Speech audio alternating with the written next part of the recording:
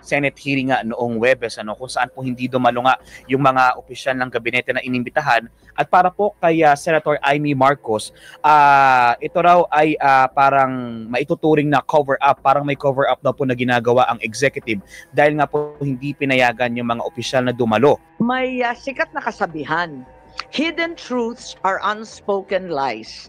Ang katotohanang tinatago ay kasinungalingan din. At mukhang ganun ang nangyayari ngayon sa pagtatago ng katotohanan gamit ang executive privilege at sub judice, nagmimistula tuloy na may cover up sa mga nangyayari. What we have right now in... Ano po ang inyong masasabi doon, ma'am? Well, nakakalungkot kasi kung ganun yung kanyang pananaw at yun yung lumalabas na nais niya ring ipakita sa taong bayan na may cover up. When in fact, Christian, nung first hearing, hindi naman mabilisan yung naganap na hearing, 6 na oras. 6 na oras na tumugon sa kanyang mga katanungan, maliban lamang doon sa mga covered ng executive privilege. So paano masasabing may cover up kung pumunta naman lahat yung mga resource persons na kanyang inimbitahan? So walang pagko-cover up na masasabi, maliban lang kung yun yung nais na iparating sa taong bayan na may ganong klaseng cover up.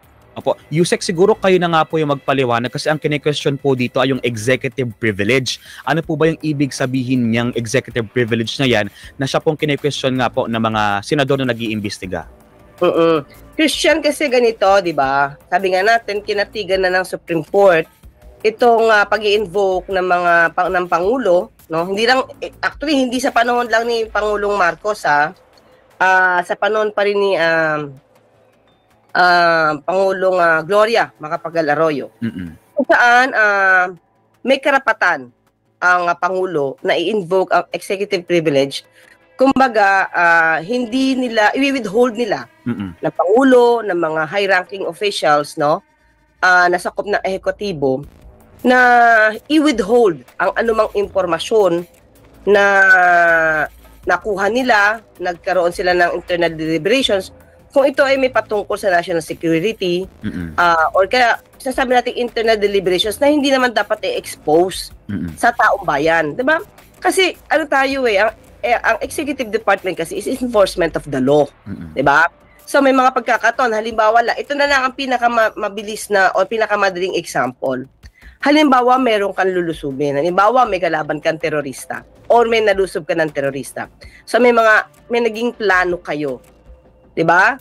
Na hindi dapat iparating sa taong bayan kung paano ito nalusob, paano ito nalaman ang impormasyon, kung saan galing ang mga terorista. So kailangan pa bang isiwalat 'yon sa taong bayan? Samantalang 'yun ay mga pagpaplano na maaaring makaapekto sa national security. Hindi ba? So mga ganung mga pagkakataon dapat malaman ng taong bayan na hindi lahat ng ginagawa ng ehekutibo dapat ini-expose sa pamamagitan lamang ng Senado in the guise of, or sabihin natin, in aid of legislation. At yung mga elemento po na ito ng executive privilege ay pasok po dito sa nangyaring pag-aresto kay dating Pangulong Duterte. Yes, oo. Kasi mga strategies, mga plano na maaaring magamit pa in the future. Mga ganong klaseng pagkakataon. So, hindi pwedeng isiwalat ito sa taong bayan na may mga tao pa maaaring maapektuhan. Isa po siguro kasi sa parang inaargumento din ni Senator Amy na kung wala naman daw pong itinatago, bakit daw po hindi sabihin kung wala namang pinoprotektahan na impormasyon na dapat malaman po ng publiko kaugnay nga po dito sa nangyaring pag-aresto sa dating Pangulo. Ano po ba siguro, Yusek, yung paliwanag natin doon sa yung thin line na kahit wala namang itinatago ang gobyerno pero meron tayong executive privilege na tinatawag at may mga impormasyon talaga na kahit sabihin na natin na totoo naman, sadyang hindi talaga pwedeng ilabas kasi pwede siyang magdulot din ng risk sa gobyerno. Siguro mas maganda nito, Christian, alamin niya yung mga kaso na nadesisyonan na ng Supreme Court. Bakit inalaw ang pag-i-invoke ng executive privilege? Hindi ba? So, ano yung sinasabi na pagtatago? kung lahat naman ng mga tanong niya ay Go ahead, ma'am. Apo.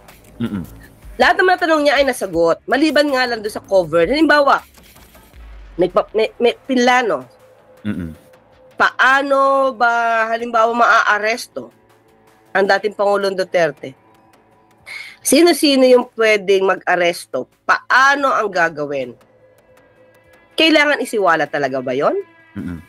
Hindi ba in aid of legislation lang naman ang kailangan nila? Facts kung paano mababago yung... Ito lang halimbawa. Opo. Titigilan na ba natin? Kung gagawa sila ng batas titigilan na ba natin makipag-cooperate sa Interpol? Kailangan ba bang isiwalat dito ang mga naging plano na cover ng executive privilege? Gagawa ba sila? Tatanggalin na ba nila? I-repeal ba nila yung RA 9851 para hindi na magamit sa mga susunod na mga suspect? Di ba? Mga suspect, mga kriminal, masasabi. Burahin na ba? I-repeal ang RA 9851 dahil sa pag-aresto o pag-surrender kay dating Pangulong Duterte? With that, kung yan ang plano, kailangan pa bang isiwalat yung mga naging strategies na ginawa para ma-surrender ang dating Pangulong Duterte? Di ba? So may mga pagkakataon, Christian, yung mga bagay-bagay na napag-uusapan ng Pangulo at ng kanyang mga high-ranking officials, hindi siya dapat na ibulgar. May limitasyon. Tandaan natin, may separation of powers tayo, Christian and Victoria. Separation of powers na sa pag ginagawa ng exekutibo, hindi dapat makialam ang legislative or ang judiciary.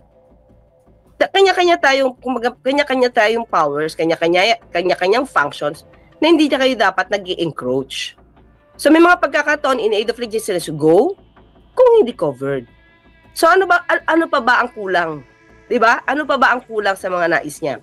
May mga nakuha daw siya mga impormasyon, 'di ba? Di umano, sabi niya sa kanya sa second hearing.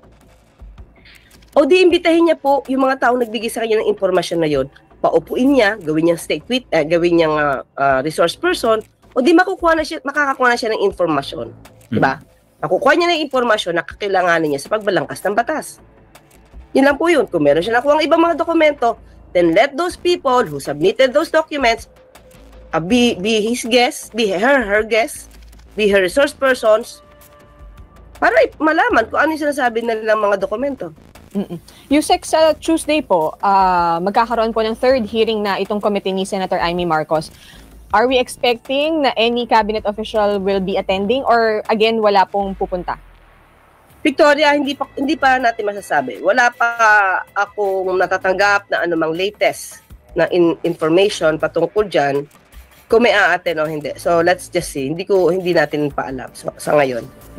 Okay. And then pinapasabpina na po kasi ni Senator Amy, ma'am, yung mga cabinet official. Although si SP Cheese Escudero, pinapaaral pa niya yan sa lawyers ng Senado. Ano lang po, firstly, ano po ang reaksyon niyo po na pinapasabpina? At pangalawa, do you see a clash between the Senate and the Palace po? Kung pinapasubpina, sabi ko nga, Victoria, hindi pa kasi naging na-cover ito sa pag-meeting. So, wala pa akong nakikitang reaksyon mula sa cabinet members, cabinet officials na pinapatawag. Kung may clash, wala akong nakikita. Kasi maliwanag naman po sa Supreme Court na karapatan ng Pangulo na i-invoke ang executive privilege. Ma'am, doon din sa hearing, sinabi po na meron di umano na staffers ng International Criminal Court o ICC na nagpunta na raw pala sa Pilipinas October 2024 at di umano ay nakakuha ng tulong from the government in terms of documents, in terms of security. Confirm po ba ito na una may dumating at pangalawa may nakuhang tulong from the government?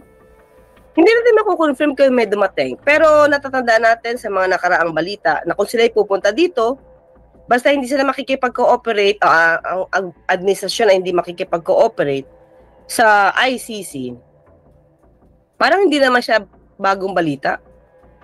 Na kung meron man, hindi natin makukonfirm, Victoria. Pero sabi nga natin, noong pa man, kung sila'y darating dito, itutuloy silang parang turista, so hindi naman sila pipigilan. kung dumating man. Guevara confirms receiving a request from the International Criminal Court to interview 5 individuals in connection with its drug war probe. Guevara, though, did not name those individuals. Just recently, former Senator Antonio Trillanes showed an ICC document tagging former National Police Chief Senator Ronald De La Rosa, make that De La Rosa, and Oscar Albayave, along with 3 other former and current police officials as suspects in the ICC's drug war investigation. Guevara says he expects President Marcos to turn down the ICC request, but he adds government will not stop the ICC from interviewing the individuals directly. Kailangan nila ng ganong informasyon kasi baka balak nila mag-apply ng warrant of arrest sa pre-trial chamber.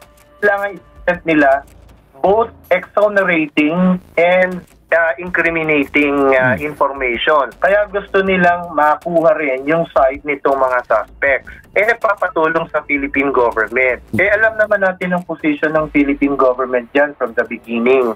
Wala na kaming kinalaman sa inyo. Nag-withdraw na kami noong 2019 pa. Di bahala kayo. Kung gusto nyo na mag-interview, go ahead and do your own. Pero hindi makikialam dyan ang Philippine government.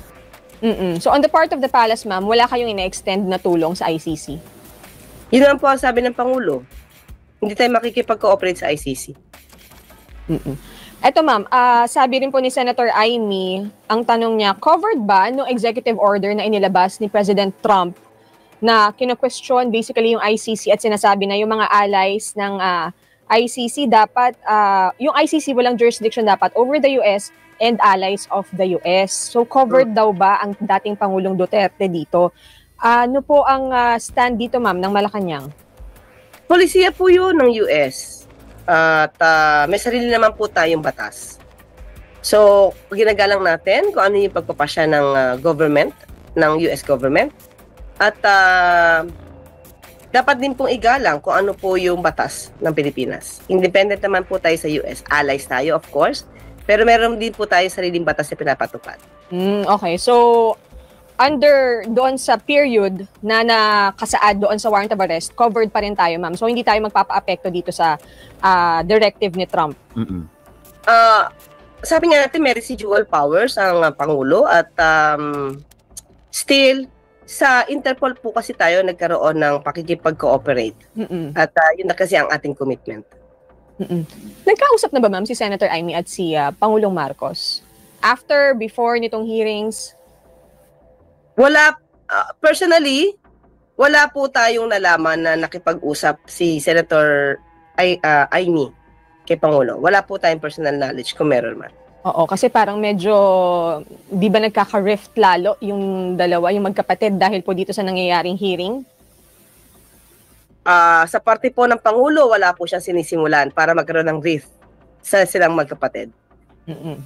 Ano po kaya yung nakikita nating motibo pa rin dito, Yusek, na kahit nga malinaw naman na sinasabi natin na hindi tayo nakikipagtulungan sa ICC, na dumaan naman sa tamang proseso, yung pagsuko at pag-aresto sa dating Pangulo, ay mayroon pong gantong efforts pa rin na talagang kine-question yung legalidad ng naging proseso natin doon sa pag-suko sa dating Pangulo sa Interpol at hindi nga po tayo nakipagtulungan sa ICC. Kung ano man ang motibo, are you asking me motibo, Nino? Motibo ba ni Senator Amy? Yeah, ma'am. Opo, tungkol dyan. Well, syempre, I cannot speak for her. Pero yun na nga lang, ang nakakalungkot dahil sabi nga natin, ang dami na po kasing eksperto sa batas. At tulad ni Senator, ni dating Supreme Court Justice Ascuna, Supreme Court Justice Carpio.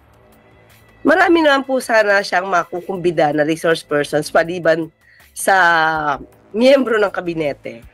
Para malaman niya kung ano ba yung proseso, kung paano ba ginamit ang batas ng Pilipinas para siya ay maliwanagan. Pero nakakataka kasi hindi naman nila iniimbita yung mga iba pang mga eksperto sa batas.